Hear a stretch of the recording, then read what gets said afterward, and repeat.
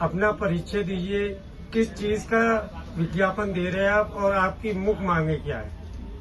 मैं advocate Vishnu Singh Ghaziabad district court में प्रैक्टिसरत हूँ और मैं गौड़ होम एक सोसाइटी गोविंदपुरम गाजियाबाद में है, उसका निवासी हूँ। मैं उस सोसाइटी में पिछले 13 वर्ष से रह रहा हूँ, 2013 से। और जब से मैं यहाँ पे आया हूँ तब से एक ही आवाज़ उठती है कि सोसाइटी में भ्रष्टाचार बहुत ही बड़े पैमाने पर है।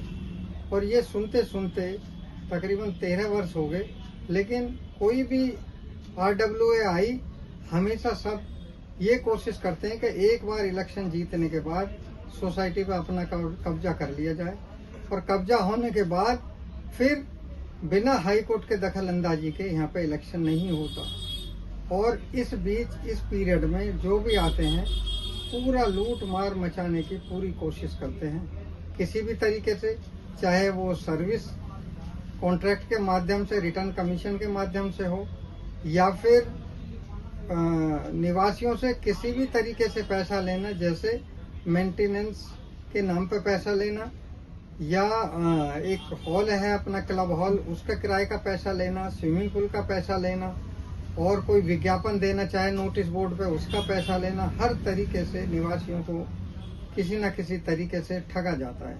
आपने इस संबंध में सरकार और पुलिस प्रशासन से मांग क्या की है? हम सरकार से ये चाहते हैं कि इसमें दखलंदाजी करें, क्योंकि पिछले 15 मार्च को RWA ने एक असंवैधानिक तरीके से मेंटेनेंस चार्जेस दुगने कर दिए हैं, तबकि सोसाइटी में जो सर्विस दी जा रही है वो घटा दी गई है। इसमें और ज्यादा लूट मार का मौका उनको मिल गया है, जिससे कि हर आदमी परेशान है और सोसाइटी में दिन पे दिन सर्विसेज घटिया स्तर की होती जा रही हैं। आपकी मुख्य मांगे क्या है? हम ये चाहते हैं कि ये बढ़े हुए जो मेंटेनेंस है वो वापस हो, या तो सुविधा में सुधार हो जो ये जस्टिफाई कर सके कि हाँ इतना खर्चा आ रहा है, और यदि सुविधाओं में गिरावट आ रही है और पैसे दोगुने होंगे तो इसका फायदा क्या?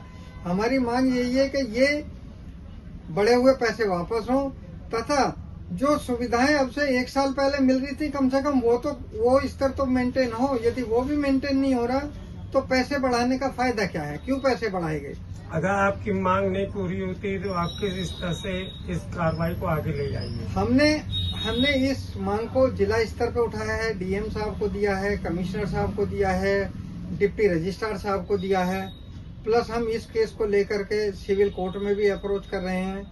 हमने हर स्तर पे इस केस को उठाया है। साथ ही जो RWA है उसने कुछ अनियमित कर्मचारी रखे हुए हैं, जैसे सफाई कर्मचारी हैं, सुरक्षा कर्मचारी हैं, जो किसी भी रोल पे नहीं है और उनकी सुरक्षा की कोई गारंटी नहीं है। यदि कोई कैजुअलिटी हो जाती है, कोई वर्कर मर जाता है तो उसकी कोई सुरक्षा की गारंटी नहीं है, क्योंकि उनको कैश में पैसा दिया जाता है। ये एक बहुत बड़ा सर्विस का उल्लंघन है, जो संवैधानिक कंप्लायंस है उनका उल्लंघन है।